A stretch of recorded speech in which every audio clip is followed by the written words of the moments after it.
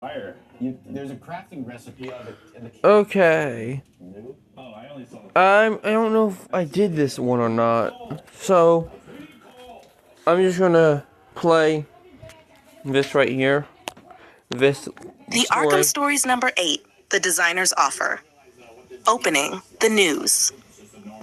The television inside Arkham Asylum buzzed with another evening broadcast.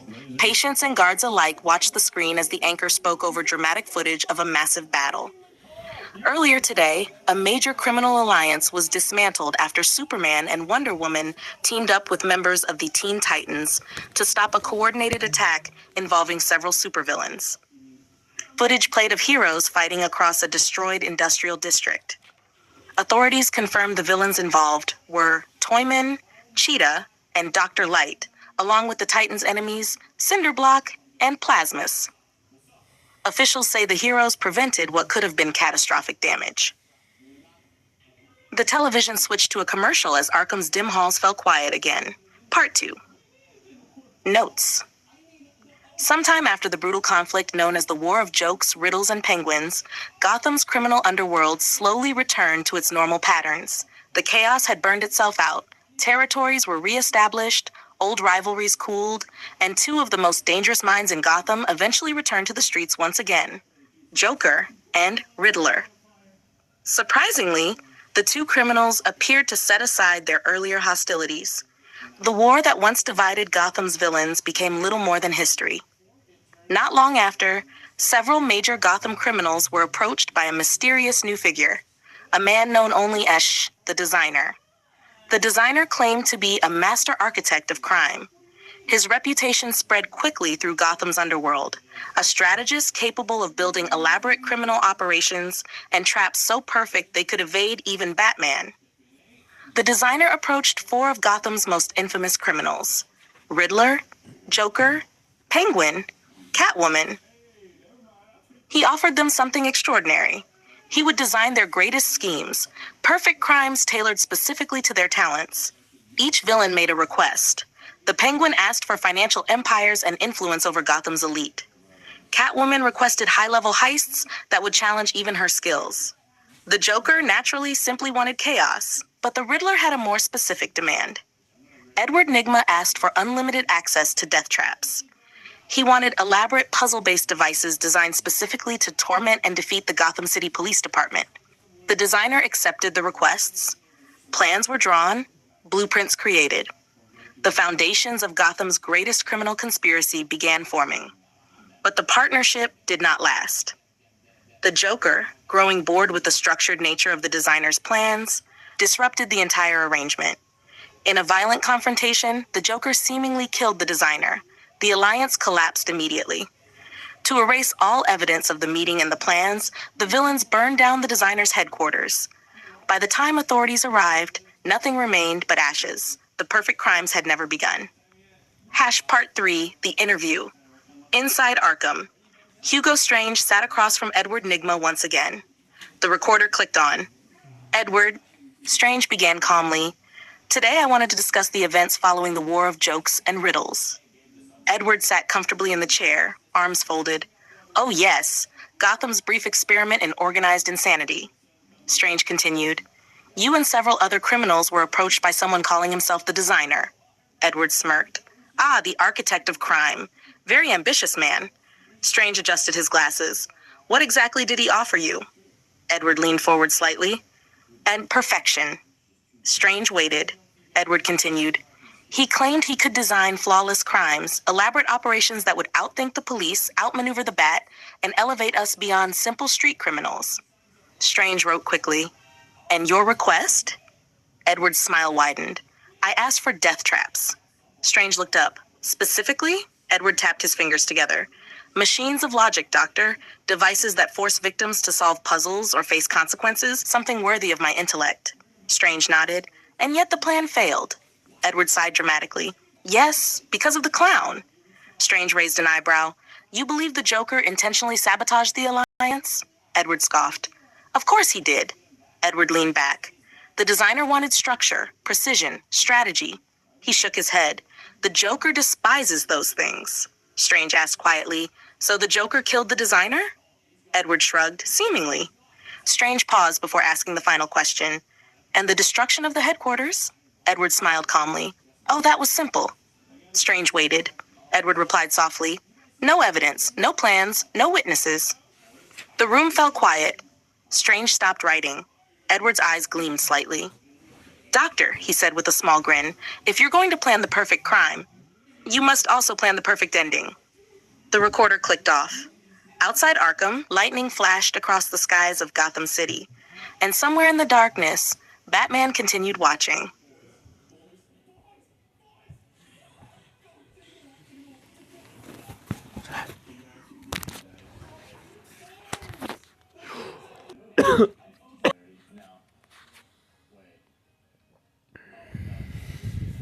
Superman, the Man of Tomorrow, #1, The Hunger Below. The first thing Clark Kent ever saw was light, a blazing red sky over a dying world. Sirens screamed across the metallic cities of Krypton, and the ground trembled as the planet began to tear itself apart. In a quiet laboratory tower, 2 scientists worked frantically. Jor-El adjusted the controls on a small spacecraft, while Lara Lor-Van wrapped a blanket around their infant son. We're out of time, Lara whispered. Jor-El looked down at the child. You will live, Kal-El, even if Krypton does not. The rocket sealed shut. Outside, the planet cracked open with a thunderous roar. With a final command, Jor-El launched the small craft into the stars. The rocket burst through the atmosphere of Krypton just as the planet exploded behind it. Kal-El drifted alone through space, toward a small blue world called Earth. Years later, in the quiet farmland of Shah Smallville, a streak of fire crossed the night sky. It slammed into a Kansas field. When Jonathan Kent and Martha Kent arrived at the crash site, they expected wreckage. Instead, they found a baby. Jonathan stared down at the child. Well, Martha, he said quietly, I think we just became parents. They raised the boy as their own. They named him Clark Kent, and as he grew, strange things began to happen. Clark ran faster than trains, lifted tractors like toys. His eyes could see through walls. His parents taught him the most important lesson he would ever learn. You have these gifts for a reason, Jonathan told him one evening. You're here to help people. Clark never forgot that. Years later, in the towering city of Metropolis, the world would finally meet him. High above the skyline, a bolt of electricity crashed into a communications tower. A woman laughed wildly as sparks shot across the power lines. I told them not to fire me, shouted Livewire. Police cars surrounded the building but stayed far away. Every officer knew getting close meant electrocution. Livewire hurled another blast of electricity, but suddenly the power lines snapped harmlessly into the air. Someone caught them. A red cape fluttered in the wind. Easy, Clark said calmly. Livewire stared. Oh, great, the flying farm boy. She unleashed a massive electrical blast. Clark stepped through it like rain. He gently grabbed her wrists and carried her straight down to the waiting police officers. Careful, Clark said. She bites. Livewire shouted angrily as she was taken away. Clark smiled. Just another day. Later that same afternoon, Clark walked into the Daily Planet. His coworker, Lois Lane, waved him over. You missed it, she said. What happened? Clark asked. Lois pointed at the police scanners. Some guy calling himself Riddler tried running a puzzle-themed heist at a museum. Clark chuckled slightly. And? Lois smirked. He left Metropolis 5 minutes after you showed up. Clark scratched the back of his head awkwardly. Well, puzzles aren't really my thing. But the peace wouldn't last long, because deep beneath the streets of Metropolis, something was waking up. At S-Star Labs, an accident had already occurred hours earlier. A maintenance worker named Rudy Jones had been cleaning up a chemical spill. He opened the wrong container. The substance inside exploded outward. It covered his skin, burned into his flesh. At first, Rudy screamed. Then the screaming changed. His body twisted. Bones cracked. His skin stretched and darkened. His mouth opened far too wide. And suddenly, he was hungry. That night, police reported a series of bizarre disappearances near the industrial district. Clark heard the call while flying patrol. He landed near a collapsed warehouse. Something moved inside the darkness. Clark stepped inside cautiously. Hello? A wet sound echoed from the shadows. Then a massive shape crawled into the light. It was once a man. Now it was something else entirely. A towering creature with gray, sagging flesh and glowing purple veins. Its jaw hung open unnaturally wide. Drool hissed against the floor. The creature growled. Hungry? Clark stepped forward carefully. Rudy Jones? The monster lunged. Clark barely dodged as its claws ripped through a steel beam like paper. What happened to you? Clark asked. The creature snarled. Need energy.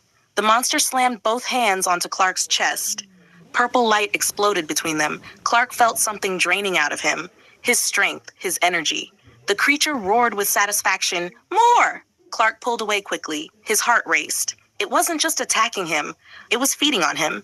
Clark looked at the monster sadly. You're not a villain. The creature screamed again. You're sick. The monster leapt again. Clark braced himself. Because this wasn't a criminal. It wasn't a mastermind. It wasn't someone with a plan. This was something far worse. Something hungry. Something unstoppable. Something born from an accident. Something the city had never seen before. Clark whispered the creature's new name quietly. Parasite? And the fight for Metropolis had only just begun.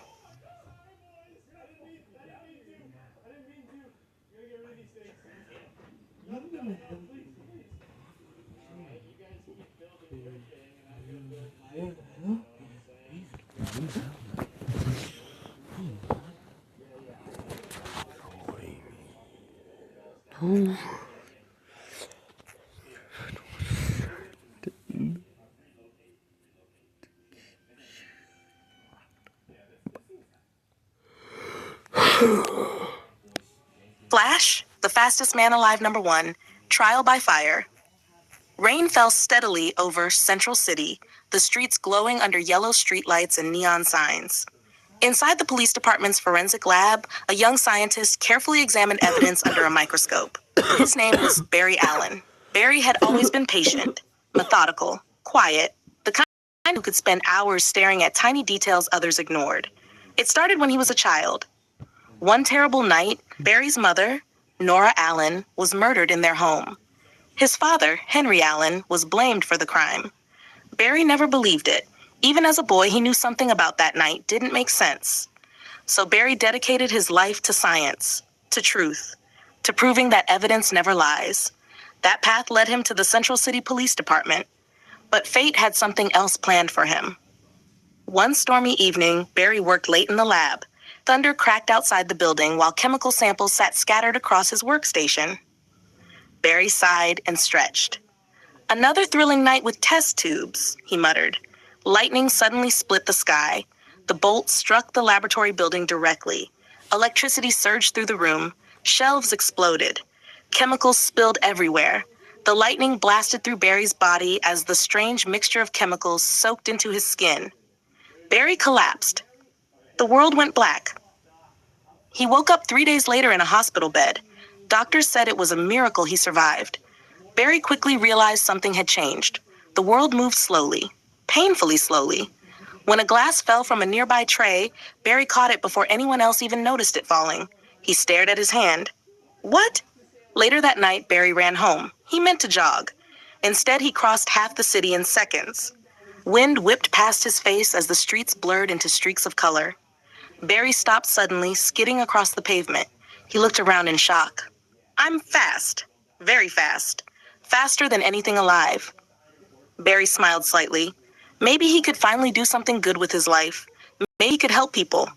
And so the city soon gained a new protector. A red streak that ran through the streets faster than lightning. They called him the Flash. Not long after, Barry encountered one of the strangest criminals he had ever met. A man in a green suit had rigged a bank vault with a complicated puzzle lock. He introduced himself dramatically. I am Shaw Riddler, and if you wish to stop this robbery, you must answer my riddle. Barry blinked. You came all the way to Central City for riddles? The Riddler grinned confidently. What has keys but no locks, space but no room, and you can enter but not go inside? Barry thought for half a second. A keyboard. The Riddler's grin vanished. Barry tied him up with a police rope before the man could even protest. When the police arrived moments later, the Riddler was already waiting for them. Barry shrugged. I guess puzzles aren't that hard. The Riddler quietly left Central City shortly after. But another threat had already begun rising in the city, one far more dangerous, because this criminal didn't want money. He didn't want power. He wanted fire. Firefighters rushed through the streets of Central City as a massive warehouse burned violently. Flames towered into the sky. Fire trucks sprayed water desperately as the blaze spread across nearby buildings. The flash arrived in a blur of red lightning. "What happened?" he asked one of the firefighters. The man shook his head. "We don't know, but this is the 5th fire this week." Barry's eyes narrowed. Arson. Inside the burning warehouse, something moved. A man stood calmly in the center of the flames. He wore a heavy heat-resistant suit and carried a large flamethrower strapped to his back. He watched the fire spread with a smile of pure joy. The man whispered happily to himself, "Beautiful." This was Heatwave, once known as Mick Rory, now known as something else entirely. A man obsessed with destruction, a serial arsonist who loved watching the world burn. Heatwave pulled the flamethrower trigger again. Fire blasted across the room, but suddenly the flames blew sideways as a red streak rushed past him. The flash appeared in front of him. "You really should stop doing that," Barry said. Heatwave slowly turned his head. Instead of fear, he smiled. "You're the fast one." Barry crossed his arms. "You're under arrest." Heatwave laughed. "Kid, you don't understand." He ignited the flamethrower again. The entire warehouse erupted in fire. Flames climbed the walls. The ceiling collapsed behind them. Heatwave spread his arms like he was embracing the inferno. "This is art." Barry realized something terrifying. This man didn't care if he escaped. He didn't care if he lived. He just wanted to watch things burn. And if the Flash wanted to stop him, he'd have to run through the fire. Because the fastest man alive had just met a villain who loved destruction more than life itself.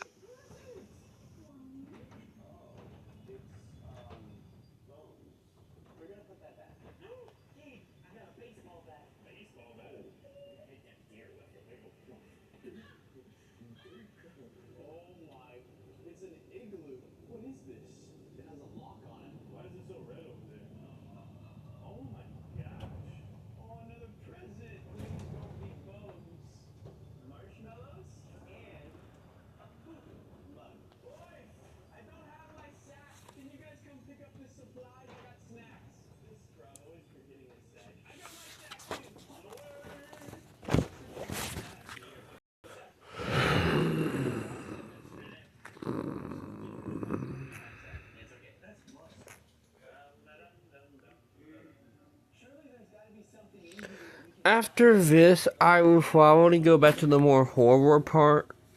I just wanted to get some Flash stuff in here. Flash, Because the fastest man alive number. with Parasite, the way I would see him turning out later on is like a body horror type creature. And Heatwave will be a serial arsonist, and I don't know about Mirror Master yet. 2, Reflections of Crime. Morning sunlight reflected off the glass towers of Central City. Traffic moved slowly through downtown while people rushed to work, completely unaware that one of the city's strangest criminals was already planning his next move. High above the streets, a window shimmered. The glass rippled like water, and a man stepped out of it. He wore a sleek suit lined with reflective panels and carried a strange device that projected beams of light across nearby surfaces. The man adjusted his gloves and smiled at the reflection staring back at him in the window. "Ah," he said proudly, "nothing like seeing yourself from every angle." This was Mirror Master. He stepped onto the rooftop balcony of a high-end jewelry building and pointed the device toward the glass display cases inside the office. The mirror beam flashed. The window turned liquid again. Mirror Master simply walked through the glass and into the building as if it were a doorway. Inside, alarms immediately began screaming. He looked at the diamonds inside the display case and sighed happily. Beautiful, but not nearly as beautiful as the method used to steal them. He fired the mirror device again. The glass case rippled open. He casually scooped the jewels into a bag. Below, police sirens began echoing through the streets. Mirror Master chuckled. "Oh yes, let them come." Because he knew something the police didn't. They couldn't follow him where he was about to go. Across the city, a red blur raced through the streets. Barry Allen heard the police call over a scanner while running patrol. "Robbery in progress, suspect using unknown technology." Barry sighed. "Guess lunch can wait." Lightning crackled behind him as he accelerated. Within seconds, the Flash arrived at the jewelry building. Police had already surrounded the entrance. One officer pointed upward. "He's still inside." Flash grinned. "Perfect." He ran straight up the side of the building. Inside the office floor, Mirror Master finished filling his bag. He checked his reflection in a nearby window. Time to leave. Suddenly, a red streak burst through the hallway door. Flash skidded to a stop. Mirror Master raised an eyebrow. "Well, that was quick." Flash looked around the room. "Nice trick with the windows," he said. Mirror Master bowed slightly. "I pride myself on style." Flash took a step forward. "Let's keep this simple. You give back the diamonds and I run you to jail." Mirror Master chuckled. So even though it's supposed to be a horror universe, with some stuff it won't be horror if I don't know how to. But with most it will. It's just with the Flash stuff, I didn't really know how to make some of his villains kind of scary. So yeah. "Oh, I'm afraid it won't be that simple." He pointed the mirror device at the large office window. The glass turned liquid again. Then Mirror Master stepped backwards and fell into the mirror. Flash blinked. "Wait, what?" The reflection in the glass rippled like a pond. Flash cautiously reached toward it. His hand passed straight through the window. "Okay, that's weird." Inside the mirror dimension, Mirror Master stood comfortably inside a strange world of endless reflections. Glass surfaces stretched in every direction like hallways made of mirrors. He watched Flash through the reflective portal.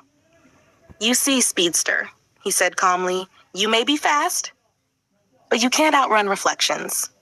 Flash stepped halfway into the mirror world. The environment bent and twisted strangely around him. Every direction showed hundreds of Flash reflections. Mirror Master walked casually along one of the reflective walls. "In here," he said, "I control every exit." He pointed his device again. Suddenly, dozens of mirror copies of himself appeared around the room. Flash looked left and right. "Great!" The mirror clones all laughed at once. "Try catching the real one." They all attacked at once. Flash moved instantly. He dashed between the clones, smashing through illusion after illusion. Glass shattered everywhere. "Fake!" He smashed another one. "Also fake." Mirror Master ran deeper into the reflective maze. "Keep guessing." Flash stopped running for a moment. He looked at the mirrors carefully. Every reflection moved perfectly with the others, except one. One reflection moved a split second slower. Flash smiled. "Found you."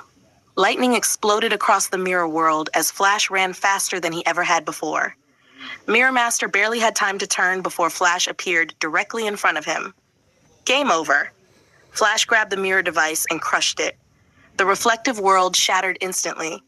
Glass exploded outward as both men tumbled back into the real office building. Mirror Master landed hard on the floor. Flash stood over him holding the bag of diamonds. The villain groaned. "You broke my masterpiece." Flash shrugged. "Next time, try a door." Police officers rushed into the room seconds later and handcuffed Mirror Master. As they dragged him away, he glared back at Flash. "You may have beaten me, but reflections are everywhere." Flash smiled. "Yeah." He looked around the room at the broken mirrors, "and I'm everywhere faster."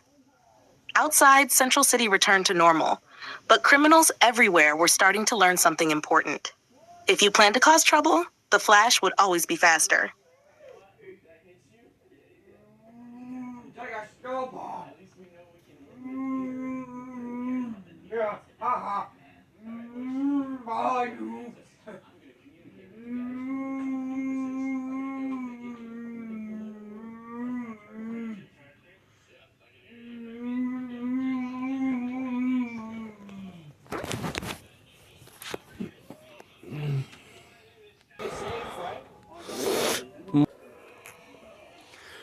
So though, like I said, some stories will be horror related, others won't be, a lot will be. But there will be some that aren't. Oh, yeah, that's a new update. Well, at least I got some cash to revive them.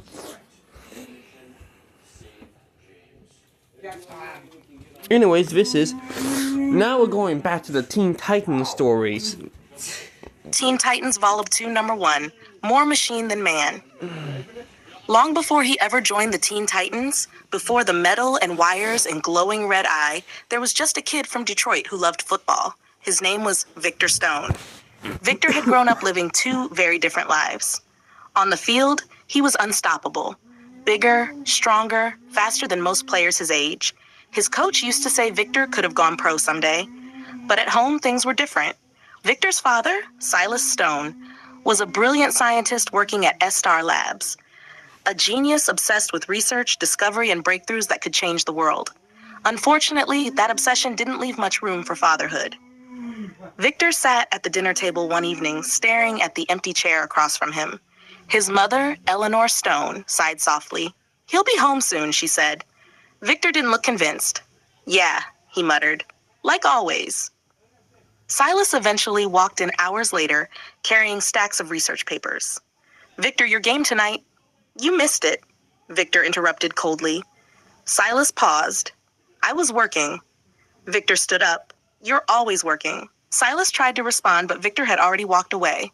That argument would echo in Victor's head forever, because it would be one of the last normal conversations they ever had. Weeks later, Victor visited his father at S-Star Labs. Silas had been working on something revolutionary, a piece of technology capable of interfacing human biology with advanced cybernetic systems. Victor didn't care much about the details. He just wanted his dad to notice him. "Hey," Victor said, tossing a football in the air while walking through the lab. "Coach says scouts might come to my next game." Silas barely looked up from his workstation. "That's good, Victor." Victor caught the ball and frowned. "You didn't hear a word I said." Before Silas could answer, the alarms began screaming. A massive experimental portal machine behind them suddenly malfunctioned. Energy surged violently across the room. The device tore open reality itself. A swirling dimensional rift exploded outward, pulling equipment and debris into it. Victor stumbled backward. "Dad!" The machine overloaded. A monstrous shape began forcing its way through the portal. Something twisted and alien. Silas shouted, "Victor, run!" But Victor didn't move fast enough. The creature lashed out with massive claws. Victor screamed as the strike tore through his body. The force hurled him across the laboratory. Bones shattered. Blood covered the floor. Victor lay motionless, half his body destroyed. The portal collapsed moments later, dragging the creature back into the void. The lab fell silent. Silas stared at his son. Victor's chest barely moved. Machines nearby confirmed what Silas already feared. Victor was dying, and there wasn't enough of him left to save. Silas stood frozen. Then his eyes slowly turned toward the experimental cybernetic system he had been developing. His voice shook. There might be a way. Victor drifted in darkness. Pain pulled him back to consciousness. Something was wrong.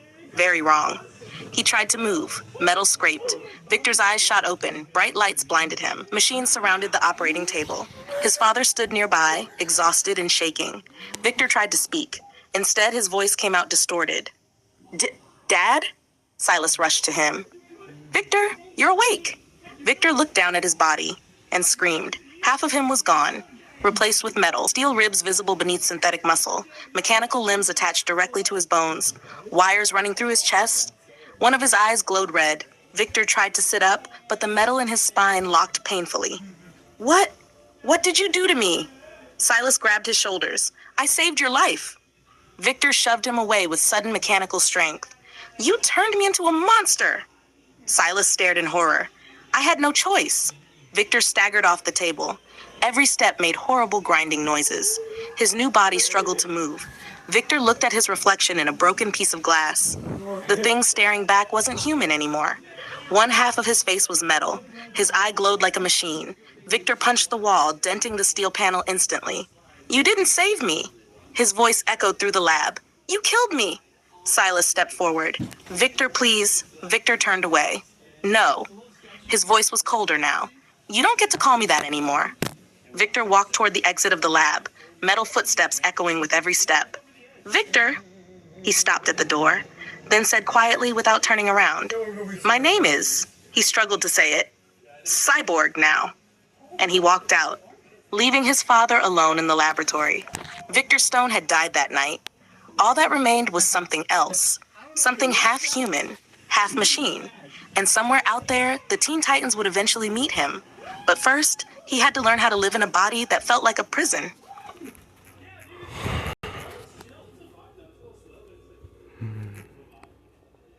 Number 2, the origins of the Teen Titans.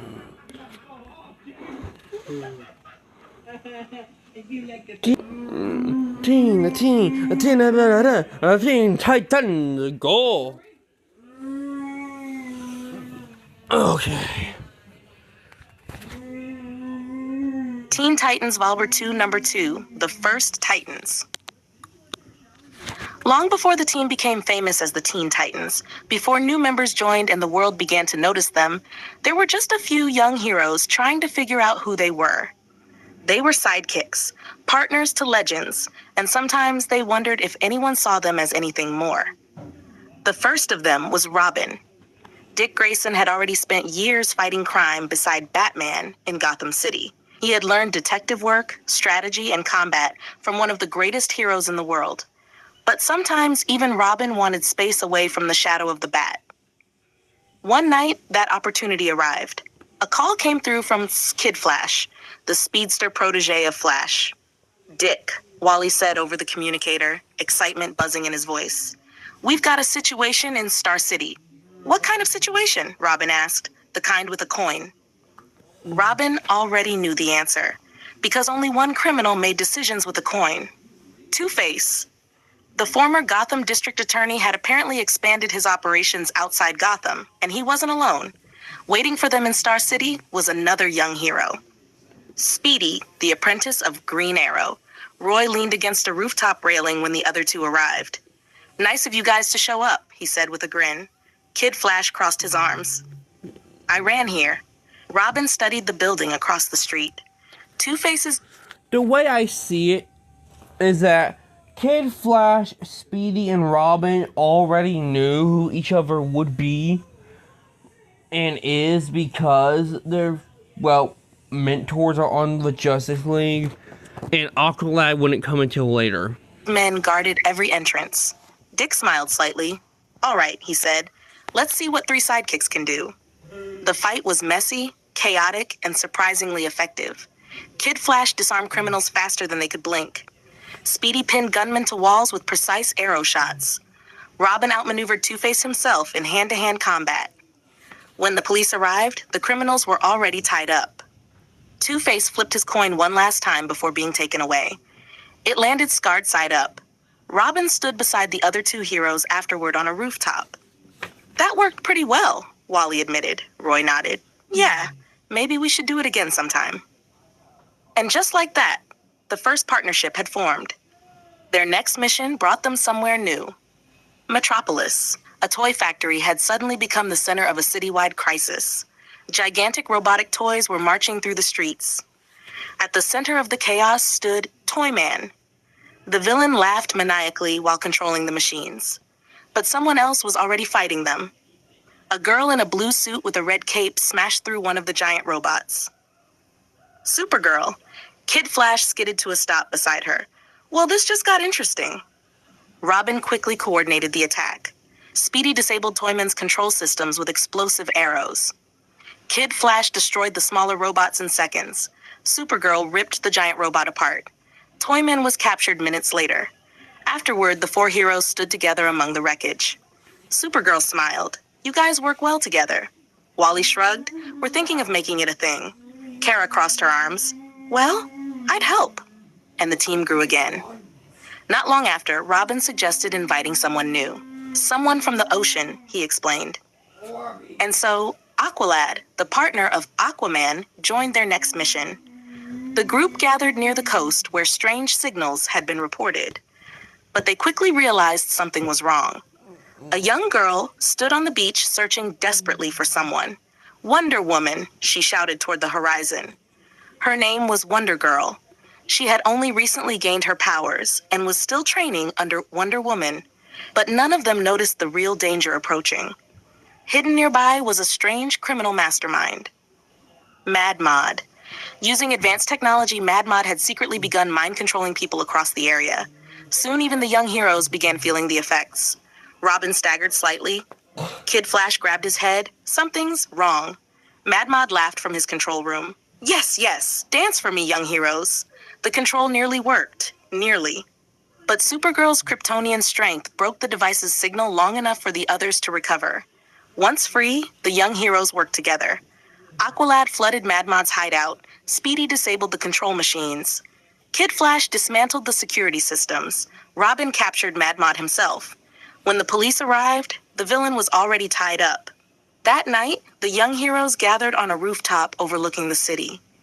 Robin looked at each of them. Speedy, Kid Flash, Supergirl, Aqualad, Wonder Girl. We keep running into the same problem, Dick said. What problem? Wally asked. Robin smiled. We work better together. Donna nodded. Then maybe we should stay together. Roy grinned. Yeah, our own team. Kara floated slightly above the roof. A team of young heroes. Wall snapped his fingers. Teen heroes. Robin folded his arms. The Teen Titans. And under the stars, the very first version of the Teen Titans was born.